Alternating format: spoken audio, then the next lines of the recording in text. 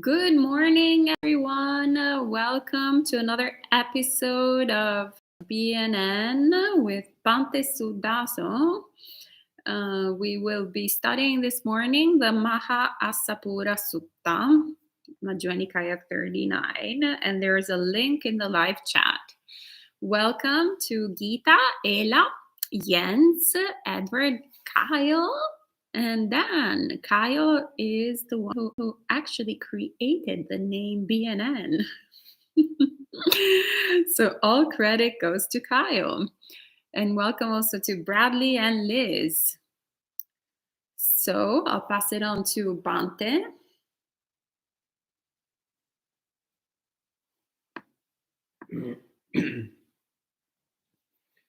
Namo tassa bhagavato arahato samma sambuddhassa. Namo tassa bhagavato arahato samma sambuddhassa. Namo tassa bhagavato arahato samma sambuddhassa. Buddhang dhammang sanghang namassami. Hello, friends, and welcome to more Sutta study. So it's always delightful to have the opportunity to get in touch with the Buddha's words and to explore their relevance to our daily lives. So this particular discourse, Majjhima Nikaya number 39, the Mahā-Assapura Sutta.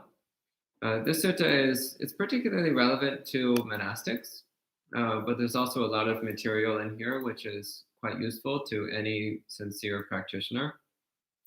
I should also point out, by the way, that there's a monk who I know who says this is, at least he used to say, this was his favorite sutta in the whole Pali Canon. So that's Ajahn Kovilo. I don't know if that's still his viewpoint, but a few years ago, this was his favorite sutta in the canon. So as usual, I'll read through the sutta and periodically give some explanations. And at the end, we'll have time for questions. Since this is a bit longer than many of the suttas we've been looking at, we'll do it in two sections, as we did with the Dhatu Vibhanga Sutta. So I'll try to get through the first half or so today, and then the second half tomorrow. So the sutta begins, "Thus have I heard. On one occasion, the Blessed One was living among the Angans at an Angan town named Assapura. There the Blessed One addressed the monks. 'Monks, auspicious sir,' the monks replied to the Blessed One. The Blessed One said this, 'Monks, people designate you as contemplatives. And when asked, what are you? You claim, we are contemplatives. Monks, as you have that designation and that claim, you should train in this way. We will do what makes one a contemplative and a holy person, so that our identity will be accurate and our claim will be true. We will use robes, alms food, dwellings, and medicine so that it will be of great fruit and great benefit for our benefactors. Our renunciate life will not be sterile. It will be fruitful and effective.'"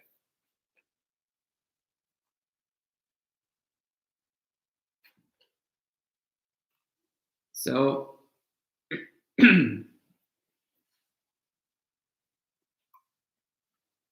first off, I should point out that there is this word contemplative is a translation of the word samana. So samana has two main derivations. So one is from, and they both have the same root, which is sam. And one of the meanings of that root is peacefulness, peace. So samana can mean one who is peaceful or one who is seeking peace, especially one who is seeking true peace or absolute peace or final peace. In other words, the peace of full awakening, full understanding. But it can also mean one who is living peacefully, one who is living a peaceful life.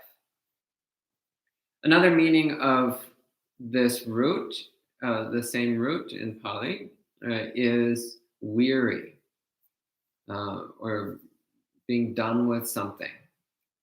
So another meaning of samana is world weary. So someone who's grown weary of the world, who's weary of the ordinary way of living life. And both of these meanings are relevant. Sorry, both of these meanings are relevant to the use of the word samana. So samana in the Pali Canon refers to someone who is some form of religious renunciate, some form of spiritual practitioner who has left behind the ordinary household life, who's left behind the ordinary lay life, and has decided to commit their life to spiritual practice of some sort. So all Buddhist monastics by default are samanas, but also many other spiritual practitioners could be called samanas. Hindu contemplatives would also be called samanas. Christian monks would be called samanas.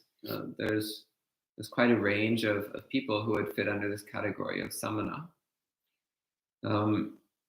Sometimes this word samana is translated as ascetic, but that's not quite right, because a samana is not necessarily an ascetic. They don't necessarily engage in ascetic practices. Sometimes samana is translated as recluse, but that's also not quite right, because samanas are not necessarily reclusive. In fact, Buddhist monastics are quite commonly interacting with lay people on a daily basis. And in fact, worldwide, the majority of Buddhist monastics live in or near populated areas. So calling them recluses seems to be quite inaccurate as well. So contemplative, on the other hand, pins down the meaning much more closely. So there are people who are interested in living a spiritual life, who are interested in contemplating the nature of human existence. Those who are interested in coming to peace. So peace seeker would be another quite accurate and useful translation of this. But yeah, ascetic and recluse, I reject both as being completely off the point. So contemplative is samana. The other word he's using here is Brahmin, which is translated in the sutta as holy person. So in the Pali Canon, the word Brahmin is used in two different ways. One is to refer to the hereditary caste of priests, which is the way it's still used in modern day Hinduism. So referring to the hereditary caste of priests and religious specialists in Hinduism. And the Buddha sometimes uses it in that way in the suttas. So Brahmin referring to the hereditary priest caste. The other way the Buddha uses the word Brahmin is in a more general sense of anyone who is well advanced in their spiritual practice. Anyone who has cultivated holy, sacred spiritual qualities. And in a number of places in the suttas, the Buddha equates the word Brahmin with someone who's attained some stage of awakening. In some places, he equates Brahmin with Arhat. In other places, he seems to equate Brahmin with anyone from stream entry up to full enlightenment. And in some places, he uses it in a more general sense of meaning anyone who has developed some holy spiritual qualities. So in this sutta, he seems to be using it in a more general sense, similar to the word samana, contemplative.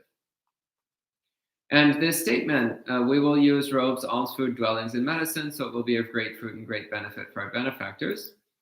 So this is coming from the idea that one gets the most benefit from supporting sincere, diligent spiritual practitioners.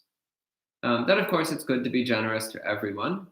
It's good to be supportive to anyone who's in need or anyone who one feels inspired to help out. It's always good to help other people. But from a Buddhist standpoint, it's particularly good to support and help out sincere, dedicated spiritual practitioners, and especially dedicated monastic practitioners, dedicated renunciants. So there's also then the idea that the more sincerely that we practice, then the more benefit that will be for the people who support us. So we practice not just for our own benefit, but also for the benefit of those who support our practice, for those who help us out, for those who keep us going in the spiritual life. And finally, the statement, our renunciate life will not be sterile, it will be fruitful and effective. So it's also recognizing the fact that it's quite possible to waste a tremendous amount of time. Just becoming a monastic doesn't automatically guarantee enlightenment. There's an amusing sutta where the Buddha says, if all it took was a robe to make somebody a holy person, then people would wrap a baby in a robe the moment it was born. But clearly it's not as simple as that. It's not as simple as just putting on a robe and shaving your head, or even as simple as getting an ordination. One has to make a sincere, diligent, ongoing effort in one's practice in order to get good results. So this wish, our renunciant life will not be sterile. It will be fruitful and effective. So then the Buddha says, monks, what makes one a contemplative and a holy person? In other words, how can we actually do this? How can we be a samana and a Brahmin? How can we be a contemplative and a holy person? He says, monks, you should train in this way. We will have conscience and consideration. That's hiri and ottappa in Pali. And hiri ottappa is commonly given as a pair, as a set. More rarely do we see them spoken of separately. And when they're spoken of separately, usually it's just hiri that's mentioned. And ottappa is just dropped out entirely, and it's just hiri that's mentioned. But most commonly it's given as a pair. So hiri ottappa, or the compound hirottappa. So this together just means conscience. This together means our innate ability to know right from wrong, and the tendency to avoid doing what's wrong and instead doing what's right. So the innate ability to recognize wholesome and unwholesome, and to pull back from the unwholesome and incline towards the wholesome. So hiri ottappa. So usually I just translate it as conscience. Here I went with conscience and consideration. Consideration is perhaps not the best translation of ottappa.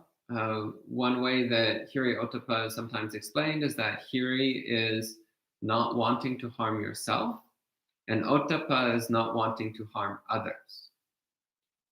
So that's one way of relating to the difference between these two terms. But I'm a bit doubtful of that because, again, these two terms are used almost synonymously. And they're also used, again, almost always as a set. So I prefer to think of it together as just meaning conscience and not trying to piece apart the specific meaning of each word. You'll commonly see these words translated as fear and shame, or moral dread and moral shame, or fear of wrongdoing, and these other very harsh, negative sounding terms. But I'm not a fan of that because that's kind of missing the quality of these terms. So the qualities of hiri ottappa is that these are very bright, joyful, wholesome mind states. So it's the bright, joyful, wholesome mind state of knowing what's wholesome and unwholesome, of knowing what path leads to wisdom and happiness, and steering naturally towards that path. So hiri and ottappa are they're not negative or painful or uncomfortable qualities. They're actually joyful, nourishing, supporting qualities. The Buddha calls these the guardians of the world. These are what protects us. These are what keep us safe. So terms like shame and fear and dread, for me, those bring up very negative, unpleasant, uncomfortable connotations, which again, to me, completely misses the joyful, wholesome, supportive essence of these words, hiri otapa. So I like conscience and consideration. So the Buddha says, monks, you may think we have conscience and consideration. That is enough. We are finished. We have reached the goal of the contemplative life. There's nothing more to do. And you may be content with just that much. Monks, I declare to you and proclaim to you, seekers of the goal of the contemplative life, do not abandon the goal of the contemplative life. There is more to be done. In other words, it's not enough just to have conscience. There's more that must be done. There's more training for ourselves that we must do. I also really like this epithet, seekers of the goal of the contemplative life, which in Pali is quite short, samanyatika. Samanyatika, it's actually a single word. Seekers of the goal of the contemplative life. So the Buddha says, monks, what more is to be done? Monks, you should train in this way. Our physical conduct will be completely pure, open, unveiled, faultless, and restrained. However, we will not praise ourselves or condemn others on account of our pure physical conduct. So this is speaking about our actions. What do we do with our body? What physical actions and activities do we engage in throughout the day? And the Buddha said our physical actions should be completely pure. So that means we should always do what is helpful and beneficial instead of what is harmful. We should always do that which is wholesome, that which nourishes and supports ourselves and others, that which uplifts ourselves and others, not doing anything that's harmful. He says it should be open and unveiled. In other words, we should not be going through life like a thief. We should not be going through life like a con man. We should be going with openness and clarity about what we're doing and why we're doing it. And if one is living a blameless life, this is not too difficult. If one is living a blameless life, then there's nothing to fear in living openly, in living with clarity about what we're doing. So there's one famous senior monk from the Thai forest tradition. I forget his name. He passed away a few years ago. But he lived a completely public life. Even when people would send him mail, he wouldn't open his mail himself. He would have his mail opened in front of the monastic community by one of the other monks and read out loud, so that it was impossible for him to get any private messages. Everybody in the community knew all the details of his correspondence and everything that he was engaged in. So this particular monk, he took on the practice of living a completely open life. He had no secrets, nothing was hidden. And the reason he could do that is because his morality was impeccable. There was nothing anyone could fault him for in his conduct. So I'm not necessarily saying that you should have other people read your mail, but rather it's that principle of recognizing that when we live a moral life, then there's nothing in our conduct or activity that we need to be ashamed about. Now, of course, this isn't always the case. For example, if you live in a oppressive regime, if you live in a country with a immoral government that oppresses and abuses its populace, then sometimes you actually do need to have a certain amount of secrecy just in order to survive.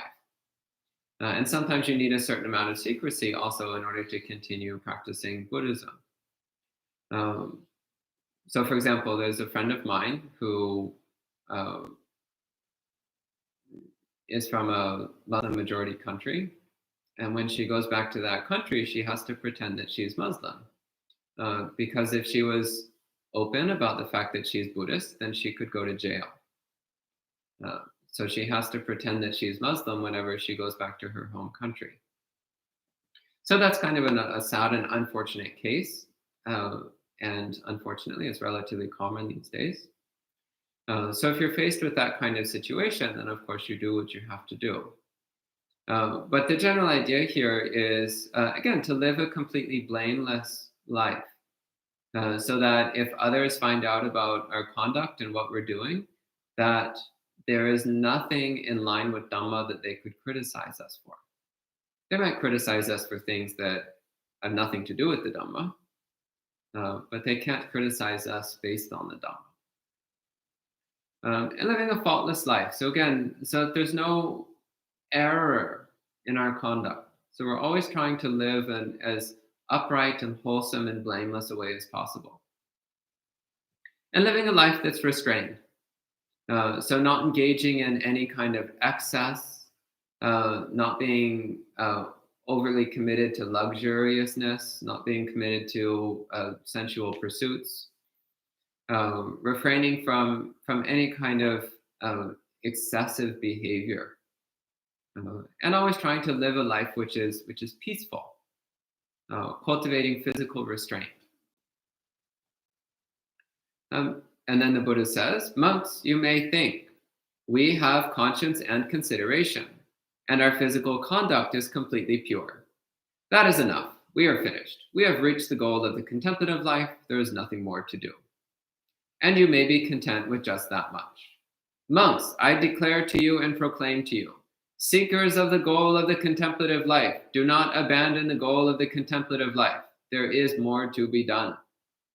Monks, what more is to be done? Monks, you should train in this way. Our verbal conduct will be completely pure, open, unveiled, faultless, and restrained. However, we will not praise ourselves or condemn others on account of our pure verbal conduct. So here he's applying the same thing to our speech. And body and speech go together to a large degree. So body conduct is a bit more coarse, but it's also a bit easier to restrain. Speech can be much more difficult. So even people I know who would never even conceive of physically harming another person, nonetheless will engage in all kinds of unkind, abusive, and harsh speech towards other people.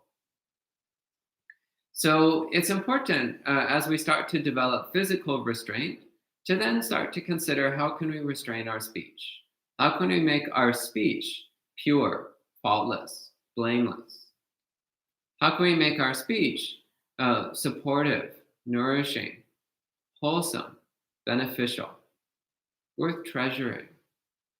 How can we say that which uplifts others rather than that which drags them down? And again, seeking to engage in verbal conduct that we can be completely unashamed of. So verbal conduct where if anybody found out about it, anyone in the Buddhist world upholding Buddhist principles anyway, if anyone in the Buddhist world with proper Buddhist principles found out about it, there would be nothing for them to criticize or blame. So always trying to speak words that are in line with Dhamma, in accord with Dhamma, and that help others come into harmony with the Dhamma. Another element here, by the way, of both body and speech is the Buddha says, we will not praise ourselves or condemn others on account of our pure conduct. So this is another important point. So just because we're practicing good conduct doesn't mean that then we should go into arrogance and conceit. Look how good I am. I am so pure and holy, not like those hideous peasants. So that's not the right attitude. That's just fueling our arrogance and conceit.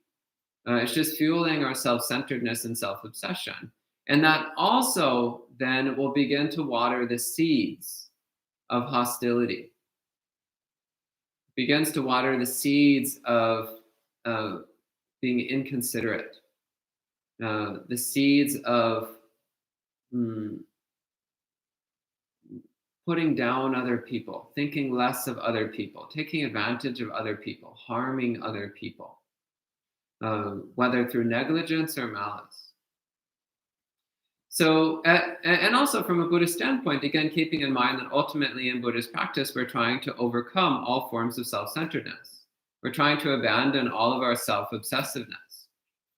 So that necessitates that we make a conscious, ongoing effort to relinquish self-centeredness in any way we can and to refrain from building it up in any way at all. So although you may be very pure in your conduct, and it's good to recognize that, to be aware of your own goodness. The Buddha says in many places in the suttas that we should recollect our own goodness. Nonetheless, we should not use that as an excuse to puff up our conceit, our ego, and to insult and look down at other people. Instead, we should always be looking for the good in other people, and we should always be trying to improve our own conduct.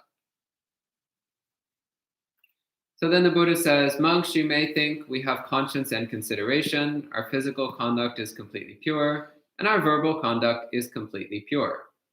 That is enough, we are finished, we have reached the goal of the contemplative life, there's nothing more to do. And you may be content with just that much.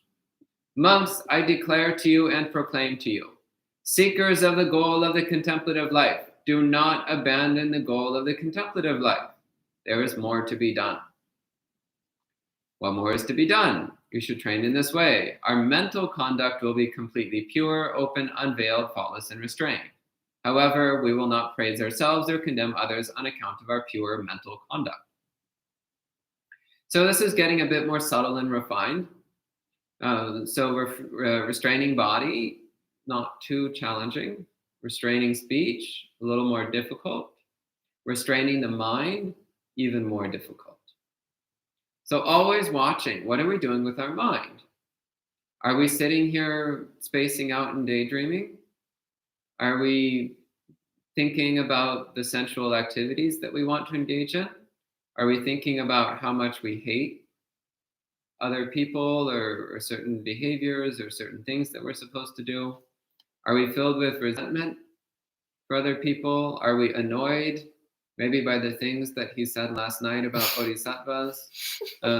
So what's going on? Are we engaging in any kind of unwholesome mental activity? We should always be watching that. And then also thinking, if someone was reading my mind right now, what would they think? If there was a advanced Buddhist practitioner reading my mind right now, what would they think? Would they think, good on you, mate? Or would they think, oh, hideous, disgusting? What would they think? There's an interesting story from the life of Ajahn Mun. So Ajahn Mun, who was this highly revered forest monk in Thailand who died many decades ago, back in the 1940s, I think, 1950s. And there's an interesting story from when he was, before he was famous, he was living alone with one other monk. And this was a bit more of an elderly monk who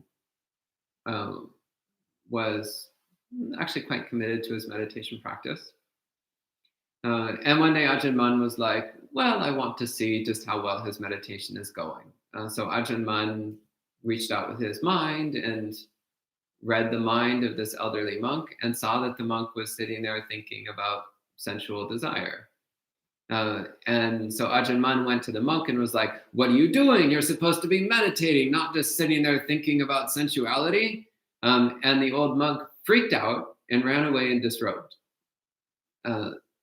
So this is something actually, and then at that point, then Ajahn Mun was like, oh, maybe I shouldn't tell people these sorts of things. Maybe I shouldn't criticize people based upon telepathy. Maybe that's just going to scare people off.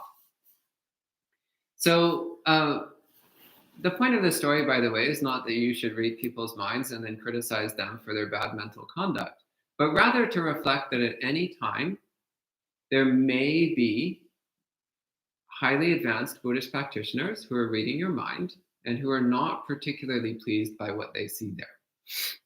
So we should try to cultivate a mind that will please and bring joy to these advanced practitioners who are reading our minds. There's also many cases in the suttas of monks who were similar to the old monk in the Ajahn Mun story, of monks who are sitting there thinking sensual thoughts or cruel thoughts or daydreaming or wasting time or dozing off or all kinds of not so wholesome activities when they're supposed to be meditating. And then devas would read their minds. So devas who liked Buddhism would read the minds of these monks and be like, oh, disgusting. And then they would come and scold the monks. Like, what are you doing? What are you doing wasting your time with these disgusting thoughts? You should get back to your practice. So that's also something to think. Well, what about the devas? What about the Buddhist devas who might be reading my mind right now? What would they think about what I'm doing with my thoughts? Muriel says, now I'll keep in mind people might be reading my mind. Yeah. And this is not to make you paranoid, by the way, but rather it's to encourage us to cultivate a wholesome mind at all times. Because the other thing also is that realistically, people who, Buddhist practitioners who are advanced enough to be able to read minds, they probably also understand that most of us are not enlightened and that it's quite difficult to make progress in our practice. So you can also expect them to be relatively forgiving and understanding. Another thing that my preceptor said that most of the monks who can read minds don't, because they really don't want to see what's going on in your mind. They really don't want to look at that. They know it's pretty gross, so they don't want to look at it. Anyway, so then the Buddha continues, monks, you may think we have conscience and consideration. Our physical, verbal, and mental conduct is completely pure. That is enough. We are finished. We have reached the goal of the contemplative life. There's nothing more to do. And you may be content with just that much. The wheel of samsara has started again. All right, great. So YouTube is giving us a reminder that if we don't purify our body, speech, and mind, then we'll be stuck on the wheel of samsara. So then the Buddha continues, monks, what more is to be done? Monks, you should train in this way.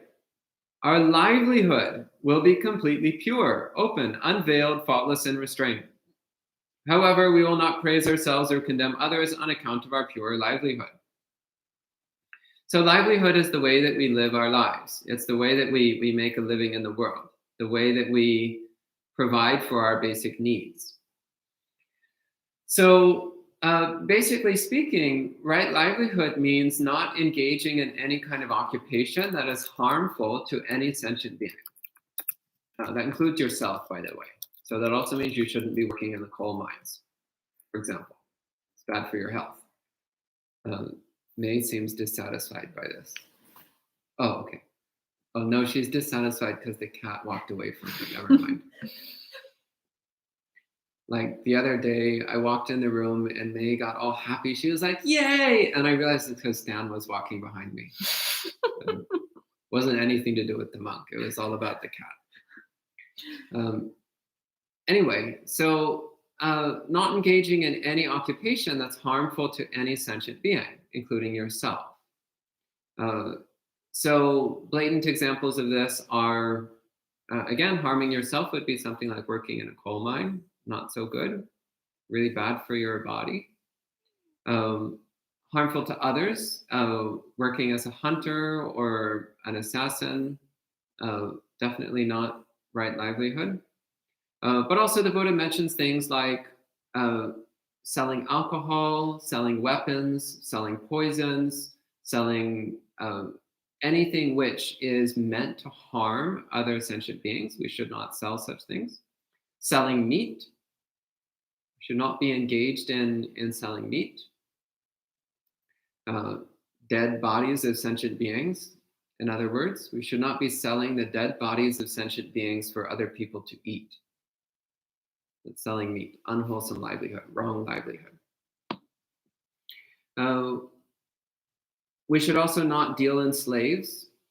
We should not sell slaves.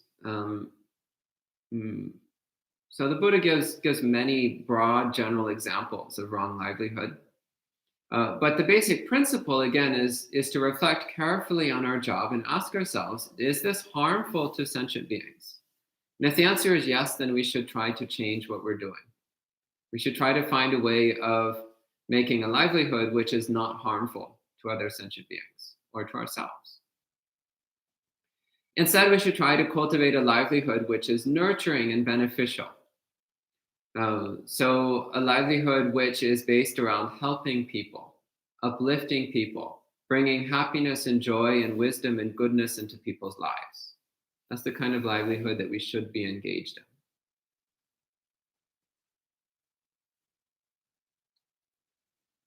So one may think we have conscience and consideration, our physical, verbal, and mental conduct and our livelihood are completely pure. That is enough. And the Buddha says, no, there's more to be done. Monks, what more is to be done? Monks, you should train in this way. We will guard our sense faculties. When we see a sight with the eye, we will not cling to its features and characteristics. When we live with our eye faculty unrestrained, then covetousness, depression, and other harmful, unwholesome phenomena can invade. Therefore, we will practice restraint. We will guard the eye faculty. We will practice restraint in relation to the eye faculty. And the same with the ear, nose, tongue, body, and mind. So whenever we become aware of sight, sound, smell, taste, touch, or thought, then we make an effort to restrain ourselves from obsessing about the details and characteristics of whatever we're looking at, hearing, smelling, tasting, etc. Because when we tend to fixate on characteristics, that fixation is usually based on desire and aversion. We fixate on the things that we like, which then further inflames our desire and obsession with what we like. Gets the mind lost deeper and deeper into its defilements, deeper and deeper into its dukkha. Or when we are aware of something that we dislike. So we fixate on the characteristics and details that we dislike. And then that fuels our aversion, our negativity, our obsession with disliking, our obsession with the details that we dislike. And then that also then further inflames our aversion, our negativity. It further inflames our unwholesome tendencies of mind. So this is what he means by saying when we live with our faculties unrestrained, then covetousness, depression, and other harmful, unwholesome phenomena can invade. So the mind can be overwhelmed. Again, perhaps you walk into the kitchen and you smell fresh banana muffins baking and you start fixating on the lovely smell. And as you fixate on that lovely fragrance, then one's lust and desire for banana muffins comes up stronger and stronger. Or perhaps you walk in the room and you smell cilantro and you fixate on the cilantro and your aversion grows stronger and stronger. So this is not living with one's faculties restrained. It's living with one's faculties unrestrained. And that fuels our unwholesome tendencies. So the proper attitude is to not fixate on the details and characteristics. That's the practice that Buddha is giving here. So to be aware of our sensory domain, but not to place extra importance on any particular part of it. Not to place extra importance on any particular detail or characteristic. Because that naturally tends to arise from our defilements and also to fuel our defilements. It's not wholesome, it's not beneficial. It just makes the problem worse. So instead, practicing sense restraint, not getting caught up in fixation on any particular feature or characteristic or detail which inflames our defilements. Then one might think, well, we've got all this good stuff, conscience, good conduct, good livelihood, and regarding our sense faculties. That's pretty good, I'm done. But the Buddha says, no, you're not done. There's more to be done. There's more to do. He says, what more is to be done? Monks, you should train in this way. We will know the right amount when eating. Wisely reflecting, we will eat food, not for fun, not for pleasure, not for adornment, not for beauty, only for the nourishment and health of this body and to support our spiritual practice. Thinking, I will remove old unpleasant feelings and I will not produce new unpleasant feelings. In this way, I will be blameless and comfortable. So this is the basic attitude towards eating that is used in Theravada, and this is commonly recited in many Theravada monasteries. This is commonly recited before eating every day. Patisankha yoniso pindapatang patisevami, etc. So this basic attitude of reminding ourselves, why are we eating? What are we doing? So first off, knowing the right amount. So bojane mattanyo. So mattanyo means knowing the right amount. That means not too little and not too much. Some people, their problem is they eat too much. Others, the problem is they don't eat enough. So we should eat the right amount, not too much, not too little. And that's something that each person needs to know for themselves, what the right amount is. And then we reflect that the purpose of food is not for fun or for pleasure.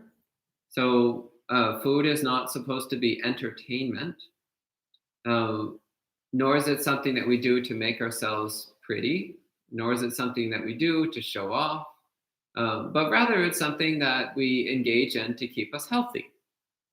We eat food in order to be healthy. And to sustain our spiritual practice, to help us continue our spiritual practice. So we're trying to keep the body healthy. And this is an important element of this contemplation.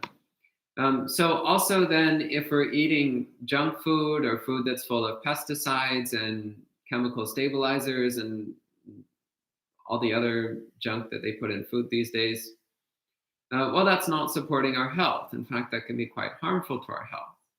So that's not keeping in line with this. So sometimes there's this idea that monks should just eat whatever we're given, but that's actually not true. We still need to apply this reflection of, is it supportive to my health and to my spiritual practice?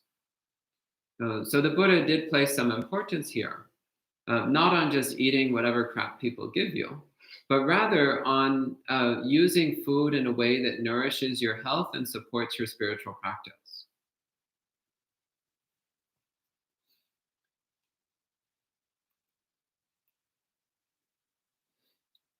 So then you might think, well, I'm doing all this good stuff.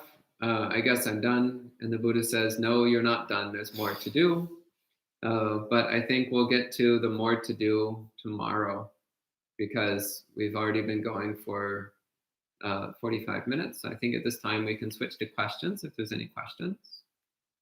So maybe we can take it from there. All right, thank you, Bhante. Sadhu, sadhu, sadhu. And we have a few comments. The wheel of samsara in the meanwhile has stopped and you have come back on the screen. So welcome to all the other friends who have joined us in the meanwhile. Always great seeing you all, David, Ethan. Bradley says, it's always interesting to hear about translations and the decisions translators make, especially when it comes to words that capture a broader range of meaning in one language and require some effort to translate in others.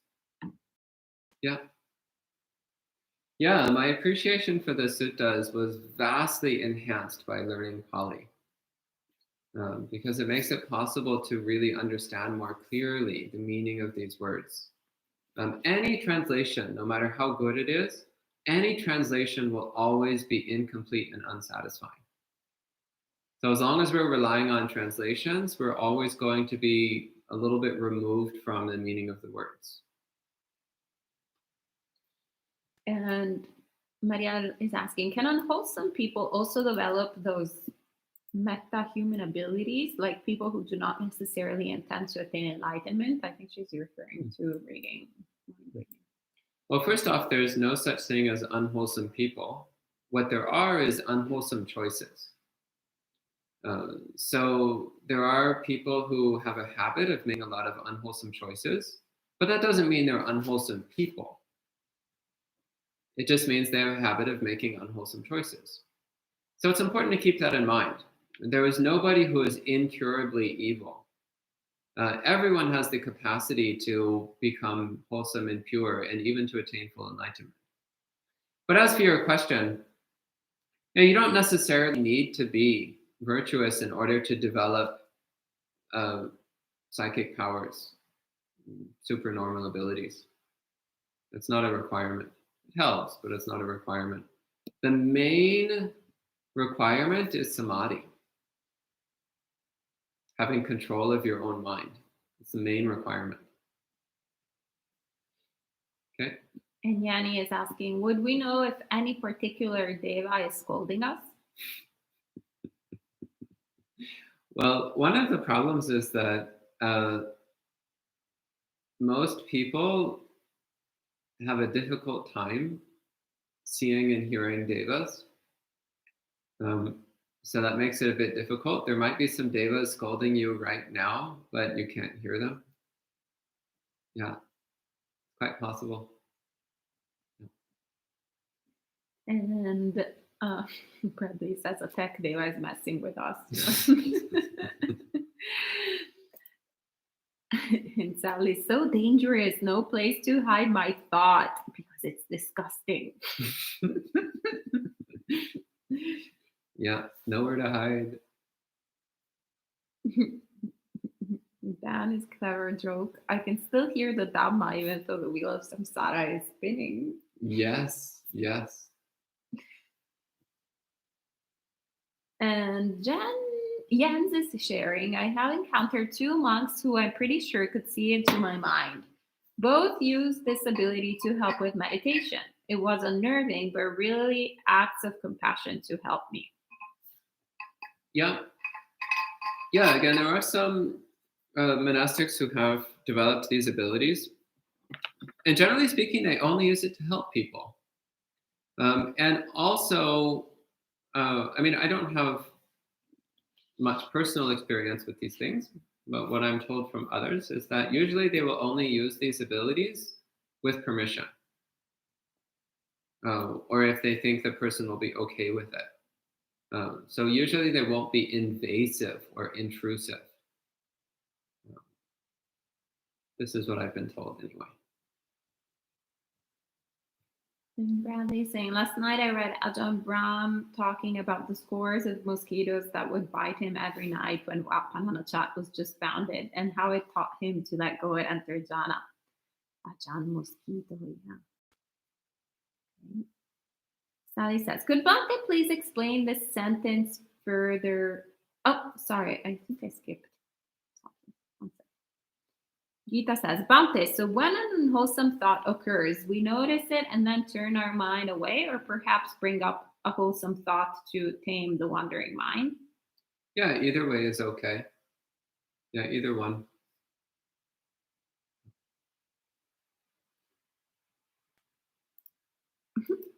Maya says, but usually what keeps us healthy also makes us pretty. Healthy is pretty. Yeah, well, but the point is you're trying to be healthy and the pretty is just a side effect. And Bradley is saying, also during this pandemic, I've become more conscientious about food waste and eating things that I wouldn't prefer, so to speak, but which are perfectly edible and nourishing. I've become less picky. Great. So this terrible worldwide disaster, global disaster, is having some positive effects. Yeah. And Sally says, could Bhante please explain the sentence furthermore? Cognize a mind object with the mind. We will not cling to features and characteristics. Yeah, so again, as we've spoken about a number of times in recent days, when a mental object appears, don't get involved in it. Don't fixate on it. Let it come and go, but without participating and without turning towards it.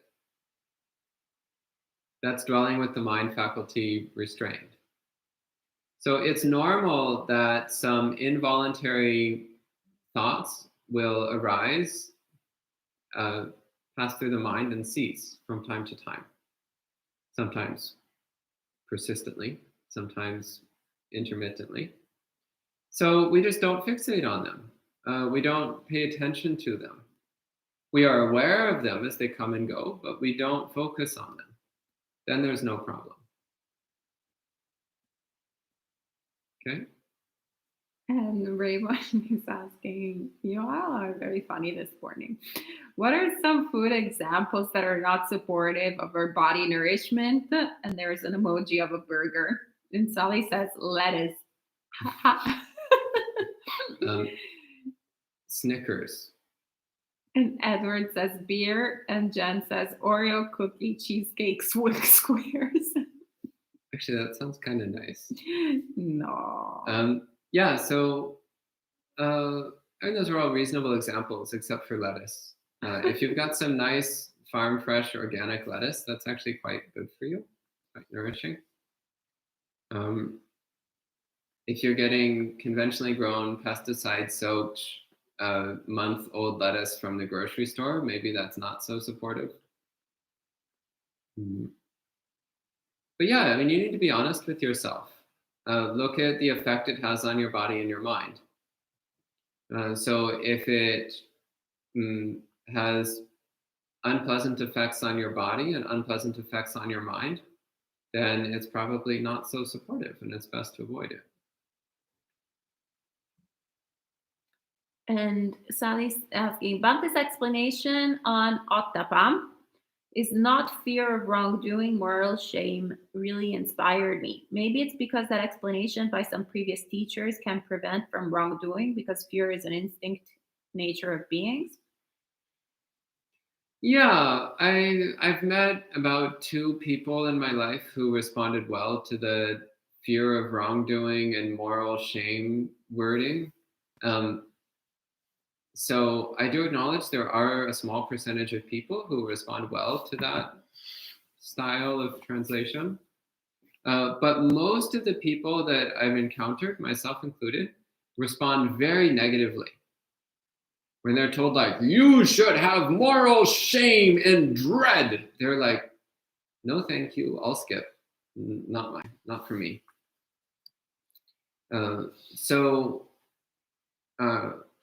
This is why I think it's important to find other phrasing, but also recognizing that for some people, that kind of phrasing is useful for them. It's just what they need to hear. I veer away from that for many reasons. Besides the negative impact it tends to have on people, there's also the fact that hiri-ottappa are qualities of an enlightened being. And enlightened beings are defined as having no fear. So translating it as moral fear or fear of wrongdoing is automatically wrong because an enlightened being has no fear and yet they still have hiri-ottappa. Okay.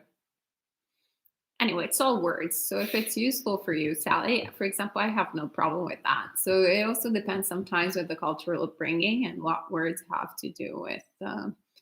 In Protestantism, for example, these words are pretty intense. So people might react to them strongly because of that. So if it works, do whatever works, as Bhante Suddhasa says.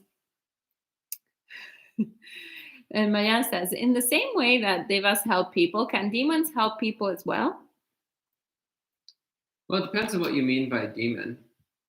So there's not really a word in Pali which directly corresponds to demon.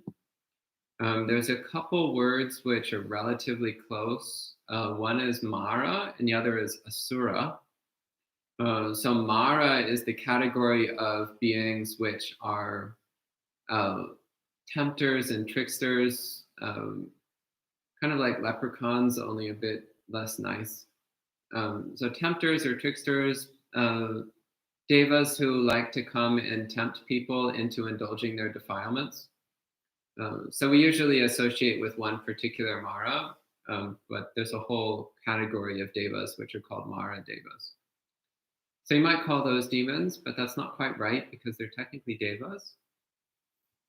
The other ones are asuras. Asuras are also technically devas, but they're one of the lowest category of devas.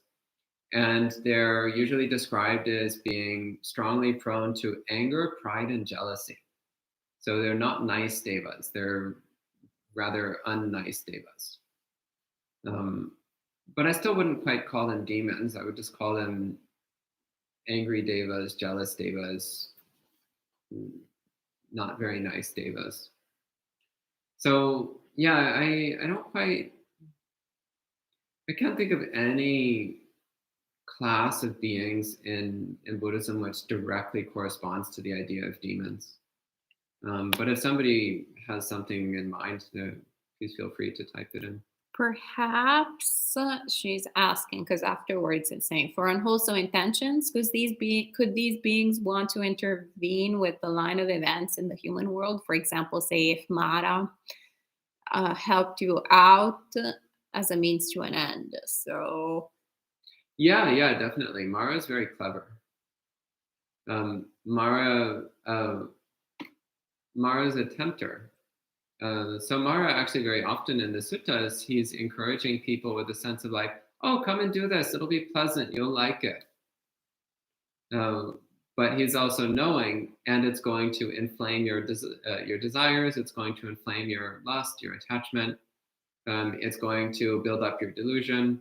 It's going to keep you stuck in samsara and therefore in my power. So yeah, I mean, it's the old poison candy thing. Maras like to hand out poison candy, so to speak. Liz is saying, how is watching a stunning sunset while being grateful for the beauty of nature a bad thing? Did I say it's a bad thing? And gratitude is definitely a good thing. So when watching a beautiful sunset, well, watch your mind as well. What is your mind doing? Is your mind fixating on the beauty of it? Is your mind cultivating attachment to the beauty of it? Longing for the beauty of that experience? Aversion towards less beautiful experiences? If so, then that's a problem. But if you're able to observe the experience without any longing, agitation, remorse,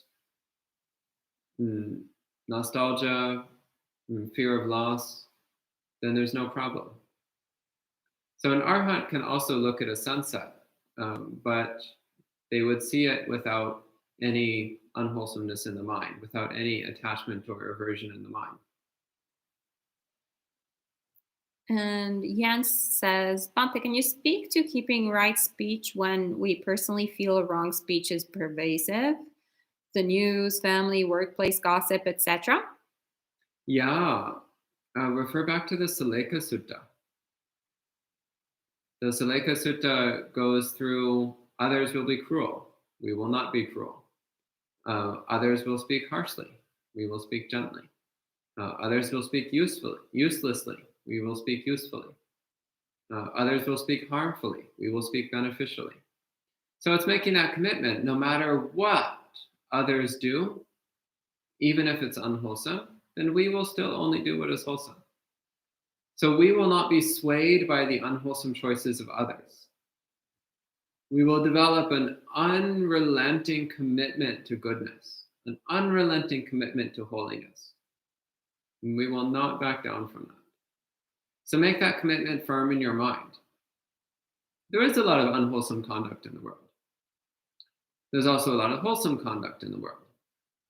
Either way, we should be committed to what's wholesome, not backing down from what's wholesome. Okay? It takes a certain amount of courage to practice Buddhism. The courage to do what's right, even when those around us are doing what's wrong. And this also is why it's important to cultivate good spiritual friendships, to cultivate friendships with people who are wholesome spiritual practitioners, because that will support you in your own practice and you will support them in their practice. So it's mutually supportive. Okay? Anything else? Yes. Boone is asking, Bante, we will guard our sense faculties, quote. Mm-hmm. Is this the same as Chittanupassana practice? No. But there is some overlap with Dhammanupassana and also with Vedananupassana. But I wouldn't put it under Chittanupassana. No, I don't think so. No. And Bradley says, I like that the sutta is a step-by-step way to consider our actions and to really live the practice. I get the feeling that the devas are similar to humans. Some are benevolent and some are malicious. Mm-hmm. Not necessarily at their core, but for various causes and conditions. Yeah. Facts. And Sally says, very grateful on this, being joyful and not wanting to hurt others, or positive translations of Ottappa. I felt it similar to last night's guided meditation. When we see the unwholesome thought, we just wish to be free from unwholesome thought. Working to bring bright mind directly rather to fear or dislike the unwholesome thought. Wishing the sunshine to bring bright to people still suffering in the dark. Yeah, that's beautiful. Great. All right. That was the last thing for this morning. Okay. So thank you so much, Bhante, for sharing the Dharma. Sadhu, sadhu, sadhu. And well done to all of you for diligently following BNN every morning and evening. You're having a great, clearly, and making yourself and others better people and the world a better place. So let's all delight in the merit of our practice, and see you this evening again at 7:30 p.m. for meditation and Dhamma, and tomorrow for more Sutta study. We will be studying the second part of this Sutta. So have a great rest of the day. Bye-bye.